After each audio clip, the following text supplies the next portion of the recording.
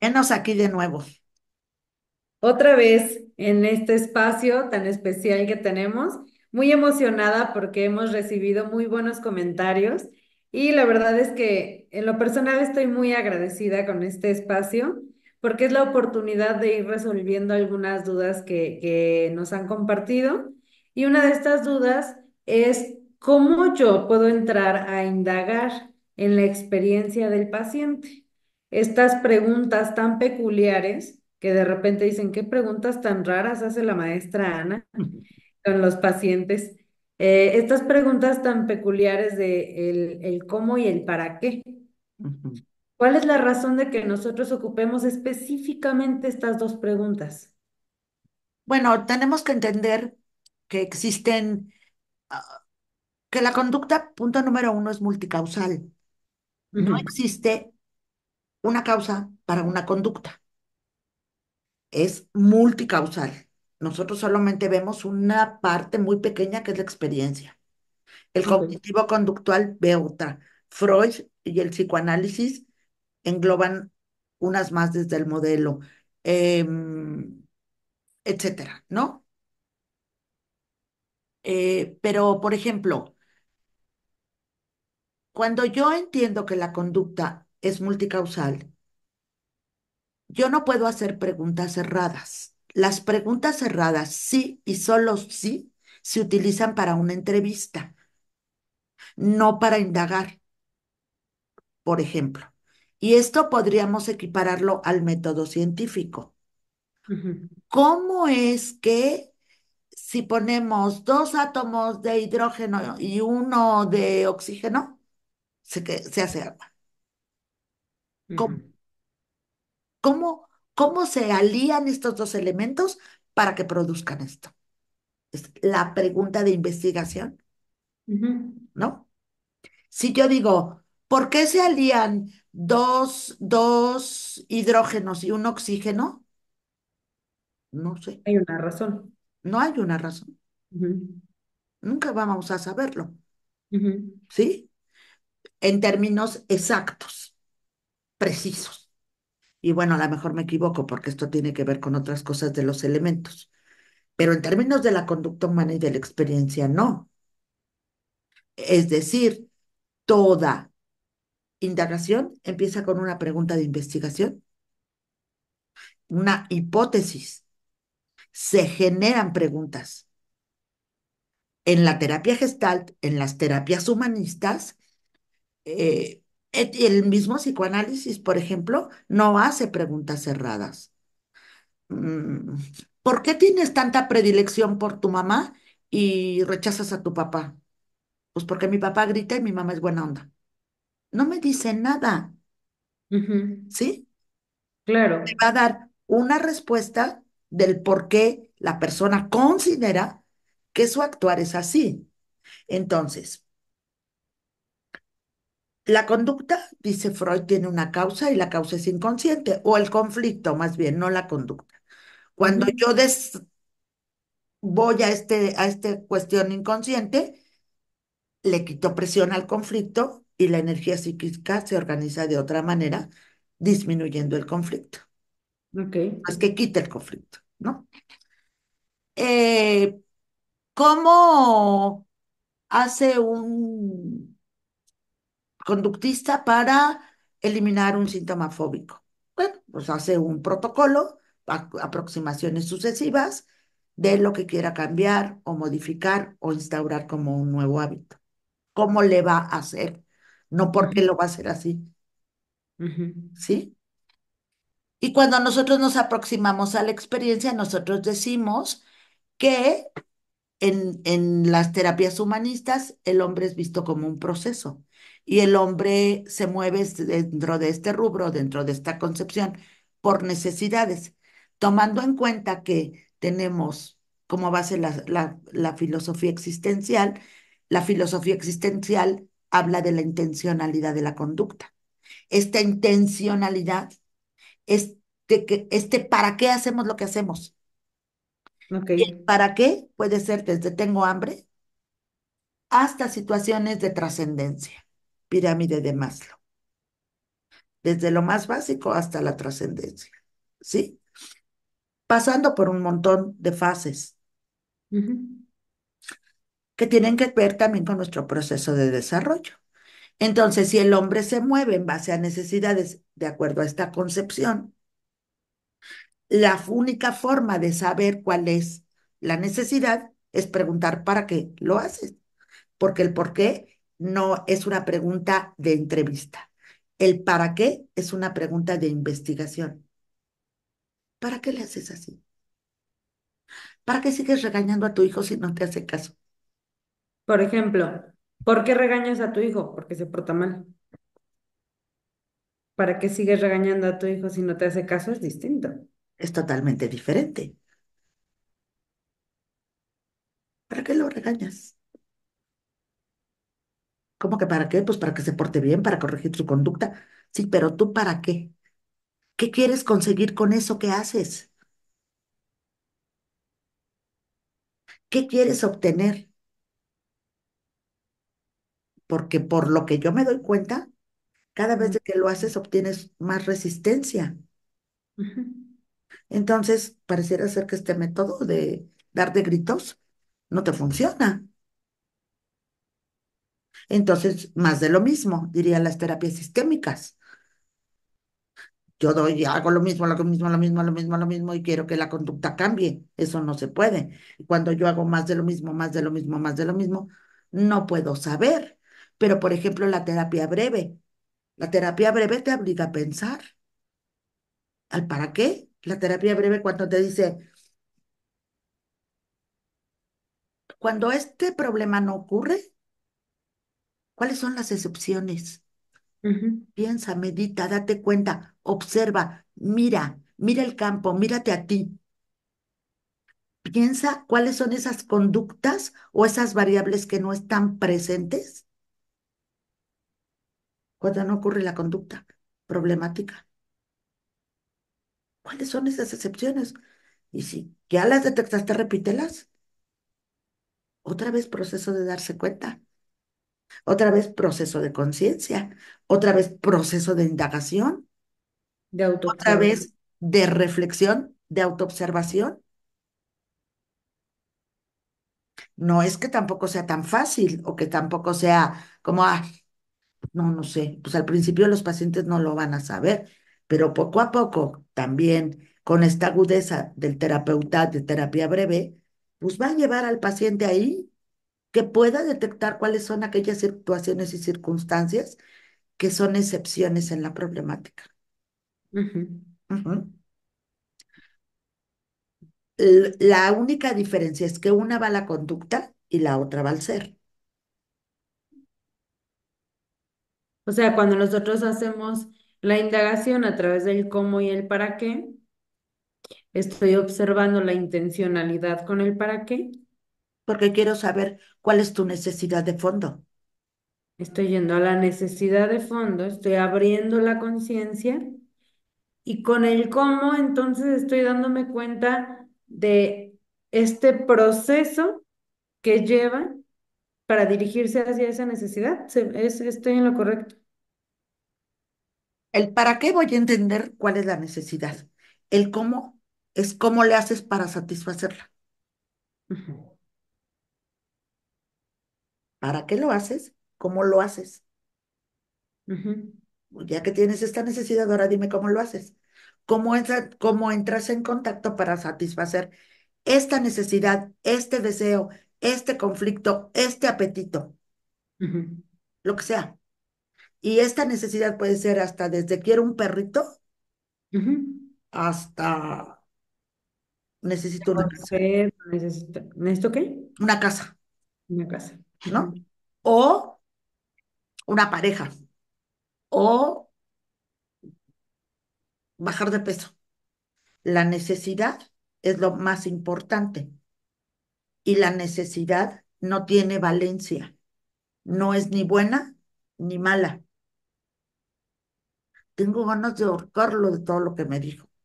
Es decir, una necesidad de expresar un enojo, de expresar una inconformidad, de expresar muchas cosas, Ujú. pero no tiene valencia. No hay una necesidad buena y una necesidad mala. Las necesidades son cómo yo las llevo a cabo. La puedo llevar desde la funcionalidad, la puedo llevarla desde cubrir todo mi ciclo de la experiencia y hacerlo muy bien, muy buen ajuste creativo. O puedo estarme interrumpiendo porque hay introyectos, porque hay experiencias obsoletas, porque hay experiencias en mi vida que me llevaron a tener fracasos en ese sentido, porque eh, en mi casa eso no se permite, porque tengo vergüenza, porque tengo culpa, porque no me lo merezco, porque, ¿no?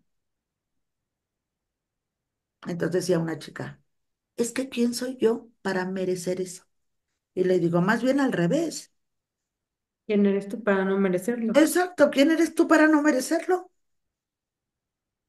Y entonces ahí viene como todo estos mensajes, ¿no? Dichos y no dichos en casa. Para tener hay que esforzarse, para esto hay que esforzarse, y para aquello hay que esforzarse. Y si no, no vale la pena, y si no, no tiene valor, y si no, Eso es a lo que le llamamos nosotros esta apertura de conciencia, este darse cuenta realmente de cómo nos estamos moviendo en la vida y viviendo, ¿no? es una apertura de conciencia que tiene que ver con cómo yo hago para vivir con plenitud, con frustración, Con sufrimiento. con sufrimiento, con depresión, cómo contribuyo a mi problema. Y acá es bien interesante esto que está diciendo, porque entonces yo tengo una participación en lo que me sucede. Sí, porque la terapia Gestalt habla, sí tengo participación, excepto en situaciones traumáticas en las que no tengo participación. Violaciones, abuso, o sea, en estas situaciones de poder, ¿no? Por lo demás sí tengo participación. Porque en esta relación organismo-entorno, en esta relación individuo con su medio ambiente, si no obtiene del medio lo que necesita o lo que él quiere que le den, ¿cómo reacciona? Me frustro, me enojo y entonces les digo y les pongo y les proyecto y les... ¿no? Y luego de eso quiero que además me den lo que yo quiero. No, pues no se puede. ¿Sí? Entonces, ¿qué es lo que yo tendría que hacer? Autodistanciarme, observarme, cómo le hago para satisfacer en este entorno lo que yo quiero. ¿Y por qué no lo recibo? O cuál es la razón de no recibirlo. ¿Qué se teje? Pero por supuesto que como lo plantea Kurt Lewin, el campo en el que nos movemos es un espacio psicofísico que está y que tiene una red de relaciones muy complejas entre el individuo y todas las personas que componen el campo. No es unilateral. Yo te hago, tú me haces. Es que toda esta red está implicada, por ejemplo, Ujú. en una familia, ¿no? Entonces, la única posibilidad que tengo es me observo yo, porque el cambio no va a cambiar, el campo no va a cambiar hasta que yo no me dé cuenta cómo participo en toda esta red de relaciones acá. Por ejemplo, es que yo no entiendo por qué vienen mis tíos para hablarme de mi mamá porque quieren que mi mamá cambie. Es un decir. Ujú. Y antes yo, o sea, ya estaba, no le voy a decir a mi mamá, y entonces voy y traigo, ¿no? Ya estoy. Entonces Hacia bolas. Ajá. salgo como el cuetero, porque mi mamá se enoja, mis tíos se enojan, mis primos se enojan, y entonces, y de todos modos las cosas no cambiaron. Pero, Ujú. pero cuando yo le digo a esta persona que me está haciendo una petición, decirle, no sé, arréglalo con ella o con él, yo me quito de en medio, dejo de participar en el problema y Tomo distancia. y que se Ujú. entiendan aquellos que son los promotores de la comunicación, ¿no? Y entonces en términos, digamos, en términos gestálticos, lo que hice fue hacer una técnica supresiva, dejar de hacer, en lugar de más de lo mismo, como diría la sistémica. Claro. Entonces yo suprimo mi comportamiento de estar metido o metida en el ajo y entonces simplemente me retraigo, observo y dejo que cada quien del campo que tenga que resolver sus problemas sean directamente y los lugares de comunicación vayan a quien deben de ir, en lugar de que todos estemos inmersos tratando de resolver algo que se vuelve caótico. Pero si yo no dejo y si yo no hago esta observación de, ah, pues si yo también le hago, entonces no puedo parar. Entonces, como yo te hago una técnica supresiva, decir, conmigo ya no cuenten, háganlo ustedes como quieran, como necesiten resolverlo. Porque cada vez de que todos seamos implicados, nos dejamos de hablar, no nos volvemos a ver, hay un distanciamiento familiar. Así es que, si tú tienes problema con Juan, tú arréglalo con Juan, yo me hago a un lado. Y Ok. entonces realice una técnica supresiva. ¿Sí, sí va quedando más o menos claro? Entonces, estas preguntas lo que hacen es llevar a esta autorreflexión, Ujú, a esta autoobservación, para que desde aquí yo pueda hacer estos ajustes de lo que me pueden llevar a lo que me es más funcional en estos momentos de mi vida, ujú, ujú. para que yo pueda darme cuenta de cómo puedo llegar a eso que necesito, a resolver esa necesidad que en su momento a lo mejor la hacía de otra manera, pero que en este momento ya no me está siendo posible o funcional, O como por como dejo ejemplo, de participar en el problema en el cual sufro. ok, Ujú. Es que no me llevo bien con mi hijo. ujú, Cada vez de que me hablan nos peleamos. ¿Y qué pasa cuando se hablan? Es que yo le digo que porque no viene a verme y que no sé qué, o sea, hay un reclamo. Entonces el hijo explota. Y entonces la mamá se dice, y entonces no sé qué. Y entonces el hijo dice, pues ya no le hablo. Y entonces le deja de hablar. Y entonces otra vez, y vuelven a lo mismo. Hasta que o la mamá deje de hacer o el hijo deje de hacer. Porque si no, vuelven a lo mismo. Entonces, por ejemplo, si fuera un cambio desde la mamá por decir algo, señora, se da cuenta que cada vez que su hijo le habla, lo critica, le demanda, ni siquiera lo saluda, según lo que usted me está diciendo. Ah, pues sí, ¿verdad? Si es que está para darse cuenta, a lo mejor es un proceso largo. O bien, decirle al hijo, si es que el hijo es el paciente. Primero, ¿qué te pasa a ti cuando tu mamá te recibe de esa manera? Segundo, ¿en qué momentos le hablas? ¿Para qué le hablas?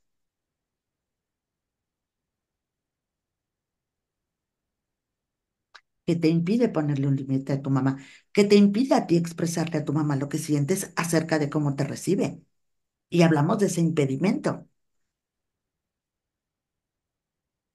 No, es que no quiero conflictos, pero de todos modos los tienes. ujú. ¿Qué te impide a ti hacerle saber a tu mamá que esta forma de hablarte te afecta y que entonces tú prefieres retirarte?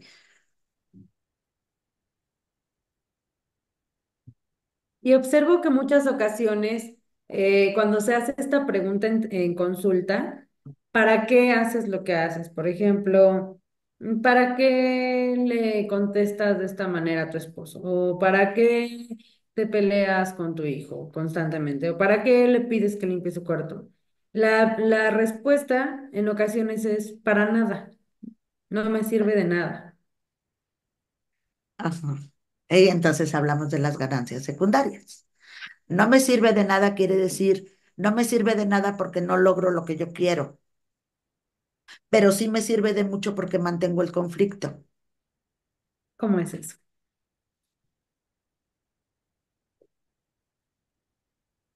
Am, yo soy una mamá súper responsable.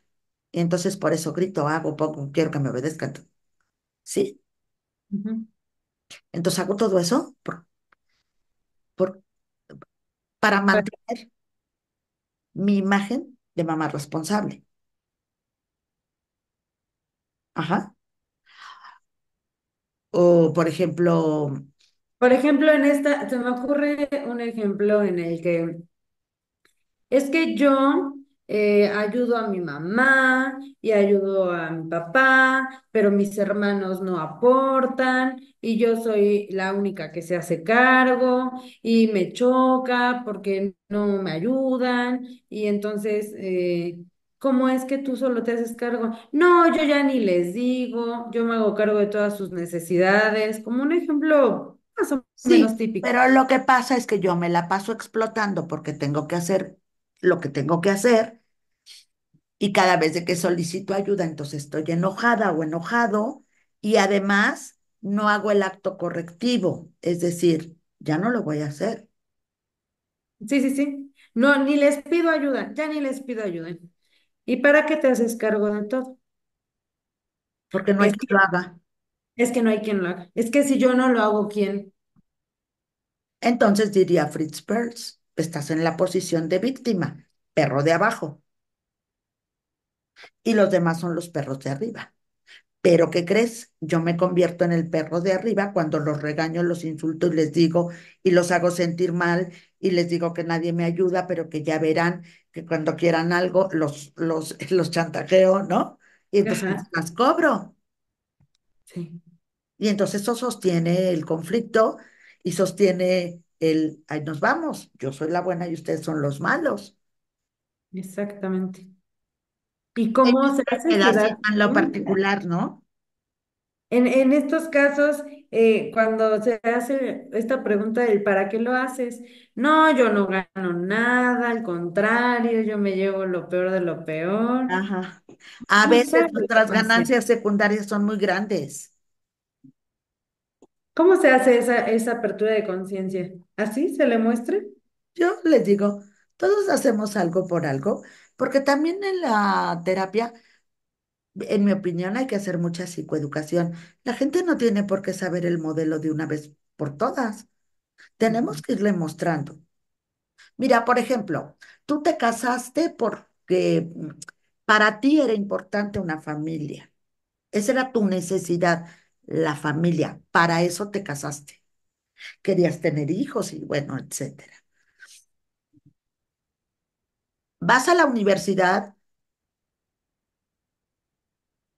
porque tienes la necesidad, porque tienes la necesidad de tener un título. No todo el mundo lo tiene ni lo quiere, ¿no? ujú, Pero tú sí. Para eso vas a la universidad, para cubrir esa necesidad. Todos hacemos algo por algo. En esta vida, y eso se llama la intencionalidad de la conducta. ¿Para qué lo haces? Y cuando yo pregunto para qué lo haces, pareciera ser que es como si mandáramos a la gente al infierno, ¿no? Ay, qué malo soy. No, no, Si los mandas, sí. no, no, no. Como si fuera malo saber para Como qué. si fueran a decir el peor secreto de la depresión. De repente así se me. Sí, lo hago para que me reconozcan, lo hago para que me quieran, lo hago para que crean que soy una buena persona, lo hago para esto y para esto. Qué bueno. Todos tenemos necesidad de reconocimiento, de aceptación, de inclusión. Para eso lo hago. Son necesidades totalmente humanas, pero la gente a veces lo confunde como algo malo. Es que tengo una gran necesidad de aceptación. Qué bueno, les digo, todos la tenemos. Empiezo a bajar esta parte que pareciera ser que te vas a ir al infierno, ¿no? Y te vas a condenar por ser un pecador, por tener una necesidad de aceptación. No, todos la tenemos, O de reconocimiento, ¿no? Ajá. pero no estamos acostumbrados a reflexionar estamos acostumbrados a justificar. Ujú. Y cuando yo estoy en la justificación de por qué hago lo que hago, no puedo tener un avance. No, porque mi mirada está en las variables externas y yo lo que quiero es entrar a las variables internas. ¿Para qué? ¿Cómo? ¿De qué manera?